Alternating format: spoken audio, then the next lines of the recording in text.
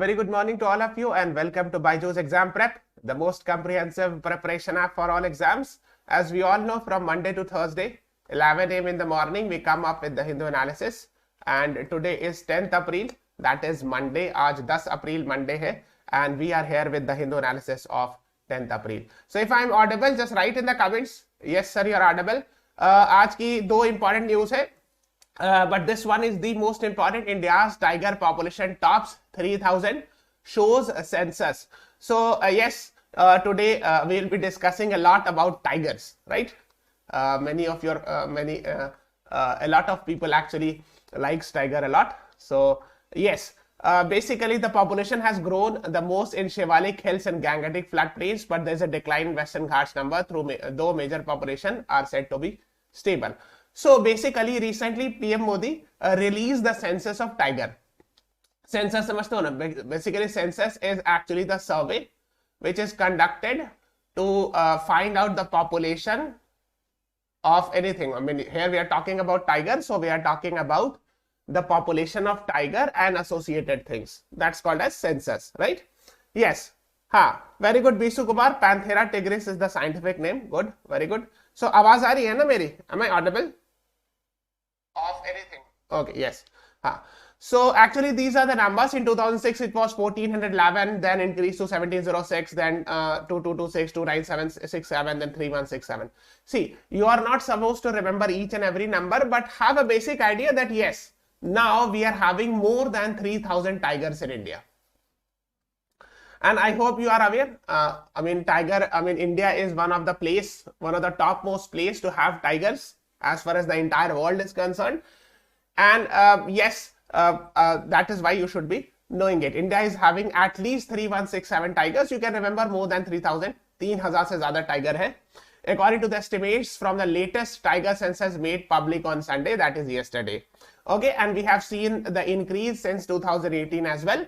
Last time in 2018, we had 2,967 tigers. Okay, so just have an idea about that.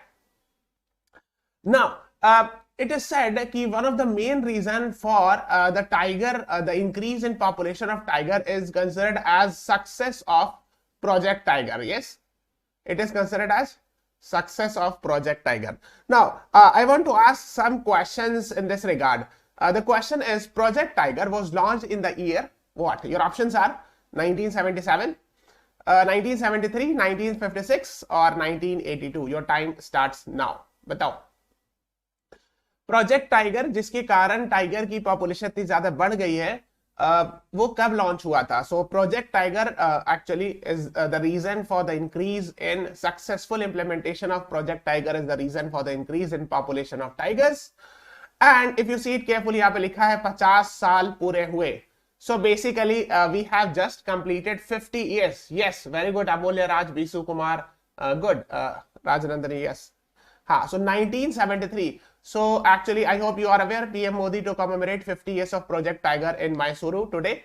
So if you go to the website of NTCA, ये पता होना चाहिए, National Tiger Conservation Authority. Yes, it is an authority made under Wildlife Protection Act. इसने लिखा भी है. Yes, Bisu Kumar. Wildlife Protection Act 1972 was amended, I think around 2000 something, and this National Tiger Conservation Authority was formed. And NTCA is a statutory body. Statutory body means the body which is a result of a parliamentary law. Yes, so it is now mentioned in Wildlife Protection Act 1972, so you should be knowing it. Okay, and this NTCA or NATCA, we write in short, actually is responsible for actually implementation of Project Tiger, which was started on 1st April 1973. तो ये पता होना चाहिए. So we have just completed 50 years, and these are some of the photos you can see at that time in 1973 when Miss Indira Gandhi was the Prime Minister of India. She is having a small, you can say cub कहते हैं ना tiger के बच्चे को. Yes, so a small tiger she is having, है ना? So that is what you should have a basic idea that Indira Gandhi was the Prime Minister at that time. ठीक है? Yes. Okay.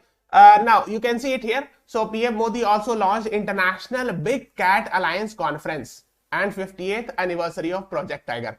Now, International Big Cat Alliance Conference is what? So basically, this is to ensure the protection of 7 major big cats. Now, I hope you are aware, since childhood it is being taught actually कि cats की race से आते ये लोग है ना. So when I use the word big cats, basically it refers to tiger, lion, leopard, snow leopard, puma, jaguar and cheetah. So these all are actually very similar to each other है ना, in appearance also. And these are called as big cats. इन लोग को big cats कहते हैं, ठीक है. Tiger हुआ, lion हुआ, लेपर्ड हुआ, स्नो लेपर्ड हुआ, प्यूमा हुआ, जैगुआर हुआ, चीता हुआ. आपने देखा होगा, जानते होंगे ये सब चीज, hopefully. So to protect these 7 major big cats, this international big cat alliance has also been announced. ठीक है. So just have an idea about that as well. Okay. Now, since we are talking about tiger and tiger, let's ask another question. When do we celebrate Global Tiger Day? Your options are 1st April, 9th April, 26th July, 29th July. Your time starts now. Global Tiger Day कब मनाते हैं?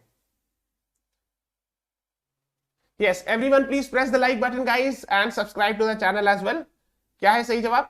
देखो, some of you might be saying कि sir 1st April होगा because on 1st April Project Tiger was launched. But that is not the correct answer. We are talking not about National Tiger Day, International Tiger Day we are talking about, or Global Tiger Day, है ना? So we should be concerned about the international level tiger, है ना? So the right answer is 29th July. D is the right answer. Very good. Yes, I have got the right answer. Bisu Kumar, Titli Ray, Amulya Raj. Good, very good. Raj Nandani, yes. So International Tiger Day is on 29th July. So you should be knowing it. Okay. Okay. Now the next one is, again it is related with tiger and all. St. Petersburg Tiger Summit established the goal of TX2. It was held in the year 2002 to 1973, 2010, 1971. Your time starts now. देखो TX2 क्या होता है? Tiger into 2. मतलब we have to multiply double the tiger population. That was the target set in St. Petersburg Tiger Summit. St. Petersburg is a city, you will find it in Russia. ठीक है. Yes, what is the right answer to this question? The right answer is option C. 2010 is the right answer to this question. Okay, so it was created in 2010 at the St. Petersburg Tiger Summit. So C is the right answer to this question. Anna? Yes, Titli Ray, you are right. Anna.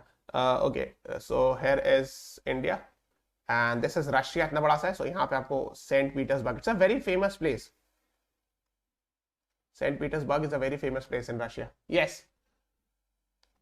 So here the right answer is 3 is the right answer to this question. The next is एक और post page पे article थी, telecom authorities block 120 senders ID for bulk messaging over China link and all. So actually there were some headers which were having senders ID and unique, it has been found linked with China and all, so that is why it has been blocked. तो इसको बस पता होना चाहिए, just have a basic idea about it that it has been blocked and all. कुछ laws है उसको पढ़ लीजिएगा if you have time. एक है there is something called as Indian Telegraph Act. एक है IT rules, IT Act 2000. That's called as Information Technology Act 2000. Another is called as Indian Telegraph Act. Indian Telegraph Act. I think it is of 1885 if I'm not wrong. ठीक है. So these are the two laws dealing with the these information and non-blockage and all. So go and read these two. Just have a basic idea about these two laws.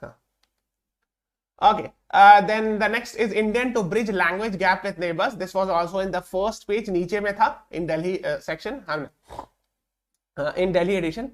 So basically, India is planning to create a pool of experts in the language spoken in countries like Myanmar, Sri Lanka, Uzbekistan, Indonesia, and all.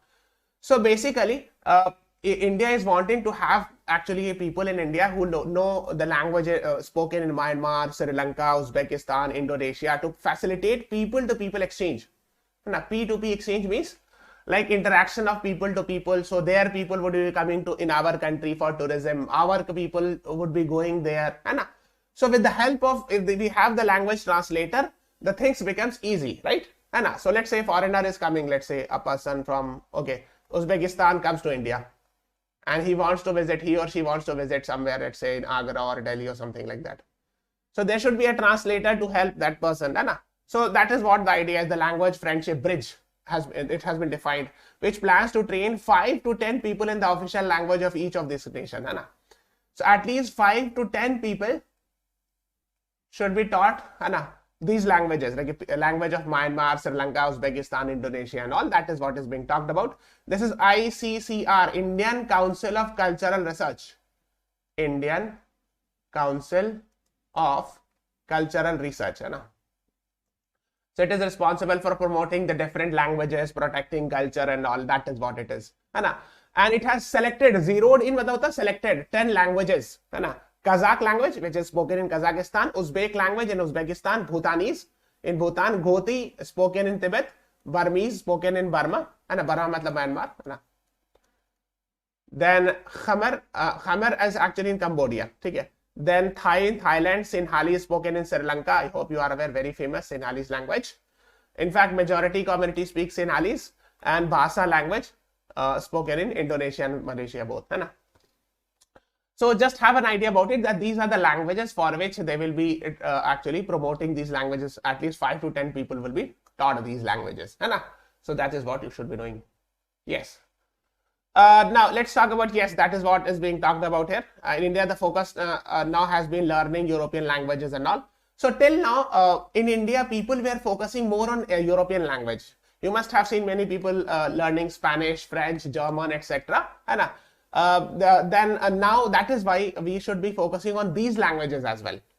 Because these languages are not very much, important, considered as important for Indians. But yes, we should be learning these languages as well. Okay?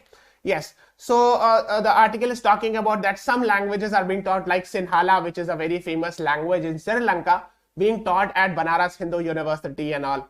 So कुछ example है. There are incidents where actually these languages are being taught, but these languages have to be promoted and all. Okay. Okay, before moving on, we are having a CLAT 2024 comprehensive course. The exam is in December, so hardly 7-8 months is left. Go for this course. 300 plus recorded videos, 300 plus hours of live session, 35 plus mock tests, etc. is there. If you have question, call on this number 9538895678 पर call कर सकते हैं. Okay. Now let's talk about these 4 editorials. Let's talk about this: awaiting lift of the second space age. Now he is actually Mr. Rakesh Sood. He is a former IFS Indian Foreign Service officer, and he is actually discussing about the space age. ठीक है? मतलब he is talking about the research in the field of space. So he is actually starting from 1957, and the Sputnik 1 was actually the first launched by USSR in space. I hope you are aware, है ना? So, and in 1961, Yuri Gagarin was the first human from actually USSR who went to space. You will be surprised to know that it was not an American, but a Soviet Union guy, and Yuri Gagarin, who visited space for the first time. But if someone is asking who actually visited moon for the first time, then the answer is Neil Armstrong. He was from USA. है? But if as far as space is concerned, the first person to go is from Yuri Gagarin from USSR, not USA. Yes, I hope you are aware. So he's talking about that 1950s and 60s to be called as first space age. Okay, that is what he's talking about. Then he's saying from 1950s to 90s, we were having Cold Wars. I hope you are aware. Cold War was the war between US and USSR. It was not an open war, but yes, I hope you are aware. That's called as Cold War. It has been defined. Then India made a modest entry into the first space age in 1960s. So we have also made many things, and as different rockets we tried to make and all. In 1960s, actually, we came up with INCOSPAR, which later became ISRO. I hope you are aware. 1960s came up with INCOSPAR. And who was instrumental in establishing INCOSPAR? Mr. Vikram Sarabhai. And Mr. Vikram Sarabhai is considered as father of Indian space program. This is a question asked in, I think, MHCT, father of Indian space program. I hope you are aware of that. Then this INCOSPAR was later changed to ISRO, Indian Space Research Organization. Okay, yes. Now in 1960s also, I think in around 1969, as far as I remember, ISRO was established. हाँ, लिखा तो 1969. Okay, yes. So now then the first satellite was launched by India. And what is the name of that satellite? You are supposed to answer. Your options are Apollo 11, Aryabhat, Nisar, Dharmashastra. Your time starts now. Bharat का पहला satellite, and in which year it was launched? Can anyone right in the live chat? First satellite and in which year, बताइए. So India's first satellite was Aryabhat and it was actually in the year 1975. ठीक है. Apollo 11 तो US वगैरह launch करते थे moon के लिए, जो नील आर्मस्ट्रांग जिस पे गए थे. So on which Neil Armstrong went, that is Apollo 11. NESAR is US and ISRO. I mean NASA ISRO synthetic aperture radar. Synthetic aperture radar. That's NESAR, and it is a future mission. It is yet to be launched. It is a future mission of both NASA and ISRO. That's called as NESAR. Okay. So, but here I'm asking about the first satellite of India. It was Aryabhat 1975. So B is the right answer to this question. Yes. Titli Ray, Bisu Kumar, Amulya Raj, you all right. B is the right answer. आप देख सकते हो, this is the photo of Aryabhat launched in 1975. So you can say 1969 ISRO was fully established, and after 6 years, I mean the first satellite was launched, named Aryabhat. So these are important facts, you should be knowing it. The next one is, the author is talking about NAVIC. इस पर question आ चुका है. CLAT has asked the question. So this is a question of CLAT 2022. You are supposed to answer. NAVIC covers India and region extending 1500 kilometers, 7000 kilometers, 2000, 1000 kilometers. What is the right answer? देखो NAVIC का again NAVIC is also called as IRNSS, Indian Regional Navigation Satellite System, or Navigation of Indian Constellation. So these two are same thing. NAVIC, you can understand, it is a Indian version of GPS. You understand GPS? Everyone uses GPS, है ना? Google Maps you use whenever you want to find a new road, or whenever you, let's say, book Ola, Uber and all, or any other cab. It uses the GPS technology and all. So whereas GPS is a US version, so India has also tried to make a navigation concept, a navigation system called as Navigation of Indian Constellation, or IRNSS, Indian Regional Navigation Satellite System. And what is the right answer, guys? This is a previous year question. You must be knowing it covers India and the region 1500 kilometers. In fact, if you read the Wikipedia page, they have discussed. यहाँ लिखा हुआ है. Here it is. Enclosed by 30 parallel south, 50 parallel north, 30 parallel east, 130 parallel east and all. ठीक है. 15 to 1600 kilometers beyond borders and all. And it is having 7 satellites. ठीक है. So just have an idea about it. 3 in geostationary orbit, 4 in geosynchronous orbit. इतना आपको नहीं जानना है, but just have an idea. It is having 7 satellites. ठीक है. Okay, so he is talking about that as well. ठीक है. इसके बारे में थोड़ा सा और पढ़ लेना. Please go and read about NAVIC, or Indian Regional Navigation Satellite System. Okay, yes, A is the right answer. Bisu Roy, Amulya Raj, Titli Ray, you all were right. ठीक है.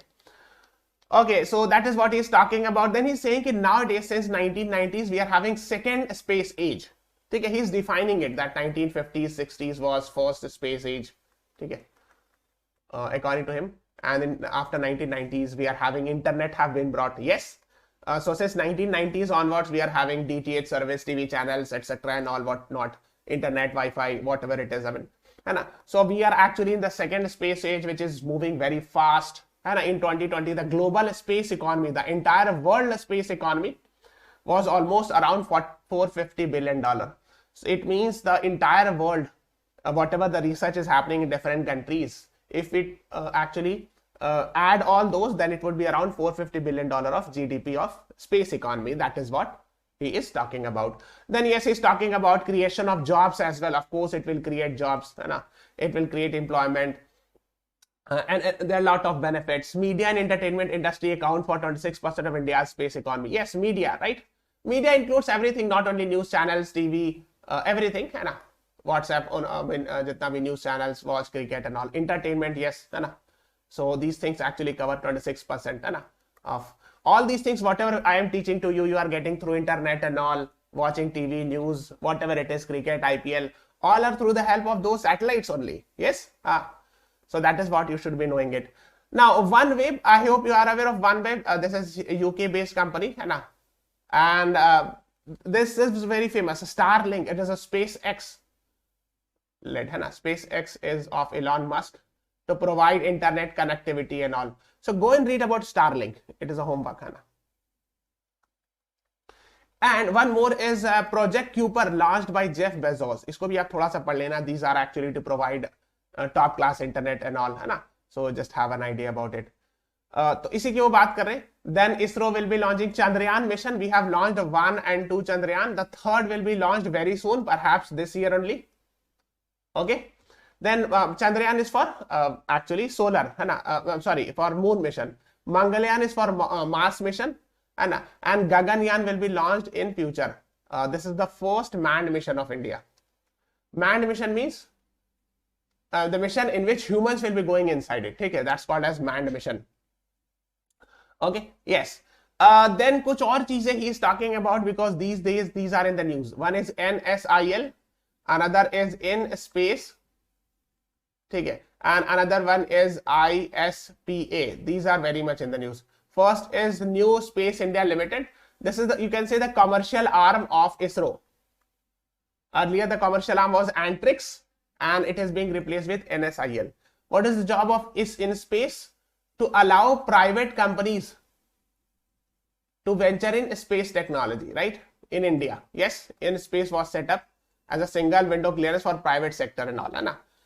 Similarly, ISPA, Indian Space Association, is there. It is an industry association, so association of people of space research and all. Okay, so you should be knowing about these three, है ना? ये वाला NSIL and ISPA. So these three are actually new words for the past 2 or 3 years. It has been in the news.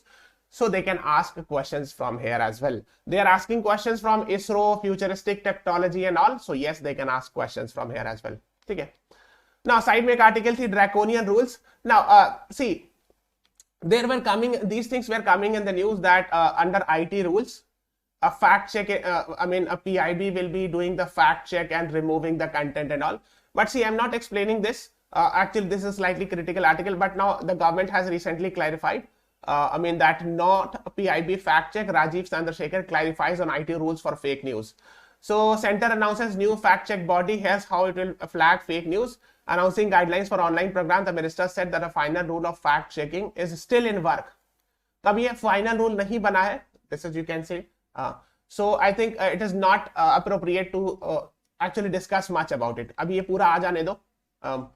Although in this article the author, the editors have criticized this move and all, strongly criticized it and all. But I'm not going in detail because let's wait. है ना? पहले the minister has himself said कि the final rule is yet to be made completely. तो पूरी तरह अभी नहीं बना है, तो अभी क्यों कमेंट करें ना? So let's wait for it.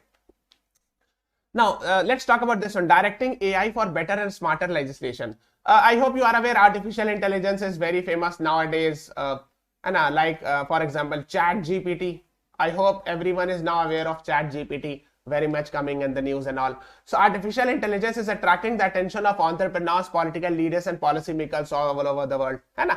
So what is ChatGPT? I hope you all have used it. So if you use it, you can ask any question, they will answer it, as if it behaves like a human. That's called as artificial intelligence.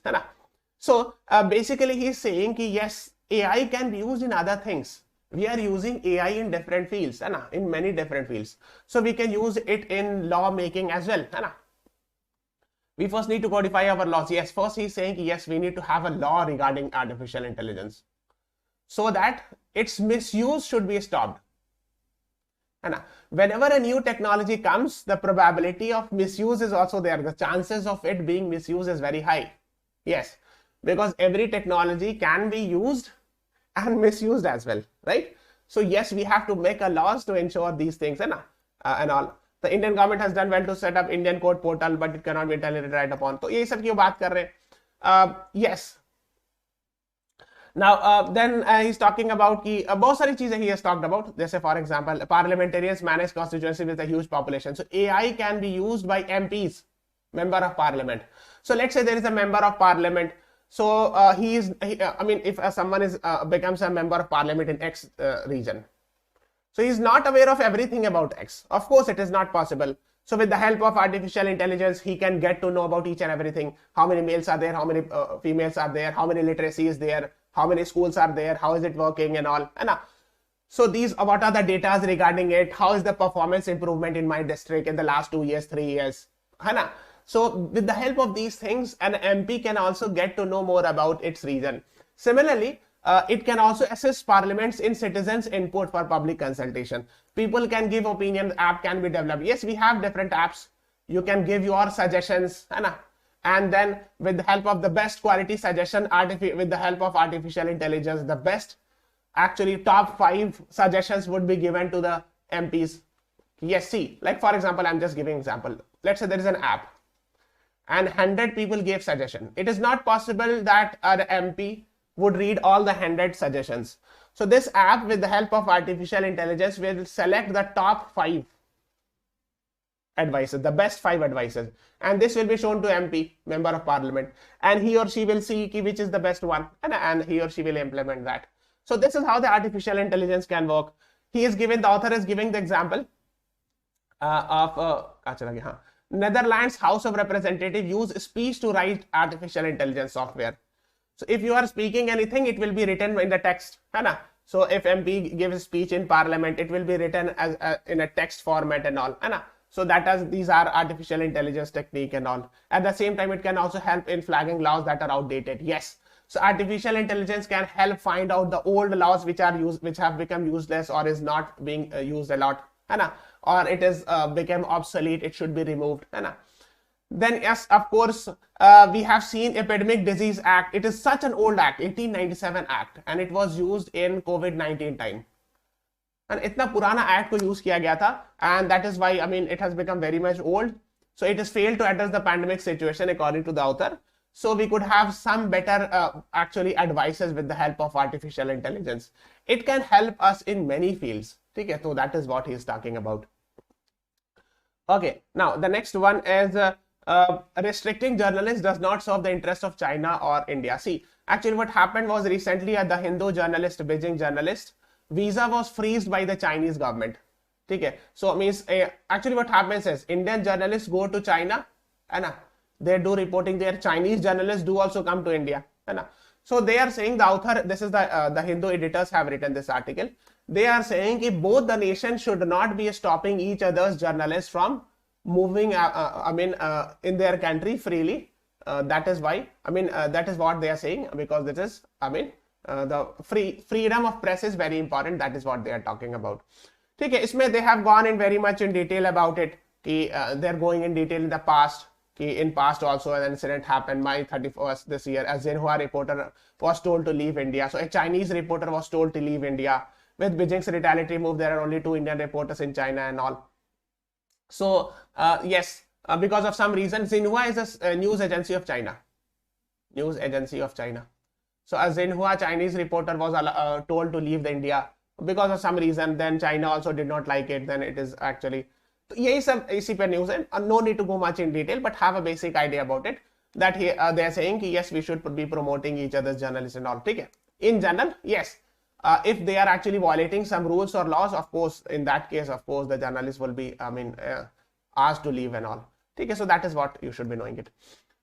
तो इसको just read it. इसमें बहुत detail तो जानना है नहीं कुछ.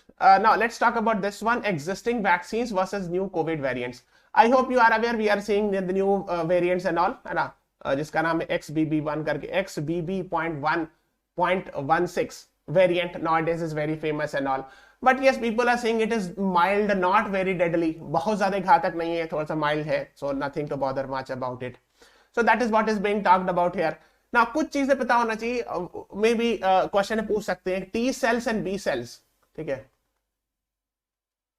These are 2 types of cells in human body used to fight the actually used in immunity, है ना? Immune system to fight external threat. To fight external threat. ठीक है.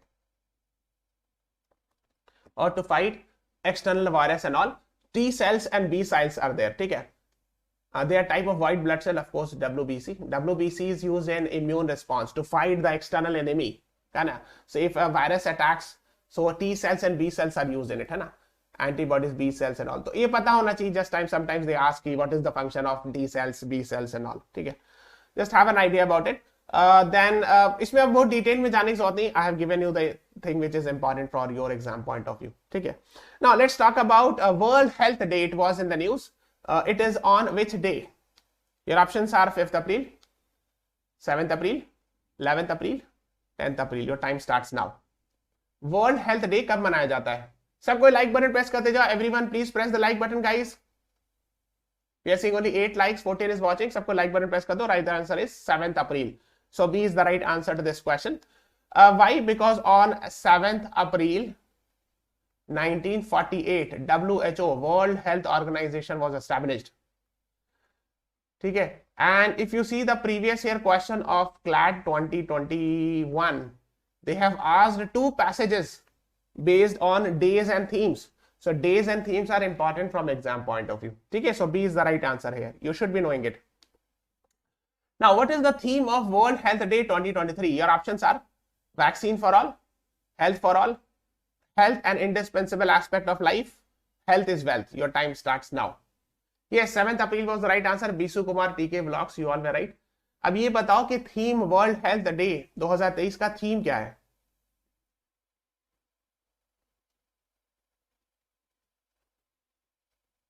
Theme of World Health Day 2023.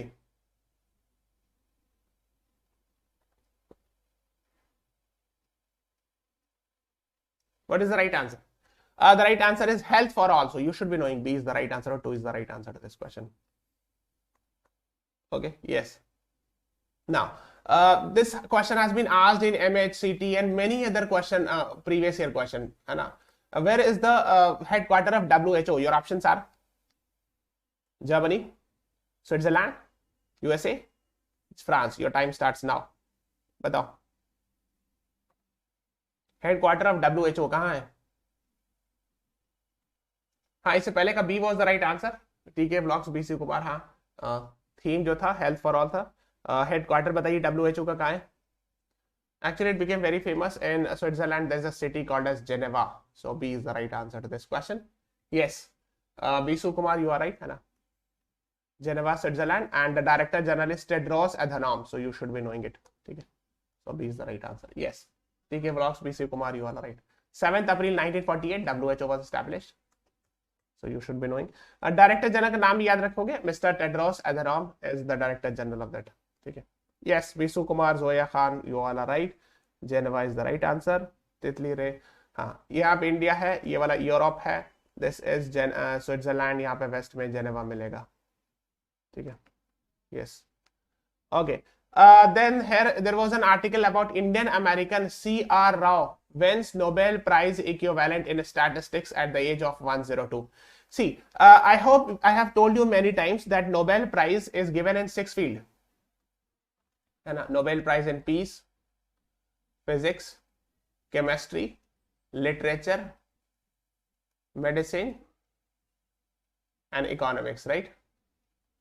So we do not have Nobel Prize in Maths, we do not have Nobel Prize in Stats and all.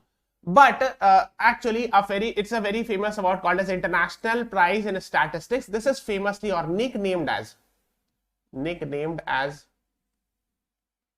Nobel Prize in Stats. Okay, in statistics. Okay, yes. Now, can you tell me which award is called as Nobel Prize in Maths? Can anyone tell me? I'm waiting for the answers. So basically, Nobel Prize in Stats or International Prize in Statistics has been given to whom? Is an Indian American statistician, Kalmupudi Radhakrishnan Rao. So you can remember the name, Mr. C.R. Rao. Okay, yes. It is awarded once every 2 years on an individual or team for achievement using statistics and all. ठीक है. So Nobel Prize in Maths किसको दिया था? हाँ, yes. Nobel Prize in Maths is actually given to, is called as Abel Prize, and it is given by Norway. Yes, yes, Zoya Khan, very good. So just have an idea about it. अच्छा, इसको भी आप थोड़ा सा पढ़ लेना. Please go and read it. It is given by which country, which organization. And since he is an Indian origin person, it becomes very, very important and all. And see, he is got at the age of 102. That is why it becomes even more important. So that is very, very important. Okay. So this is all about today's class. Please subscribe to our channel, follow us on Instagram, Facebook, Telegram, and download the BYJU'S exam prep app.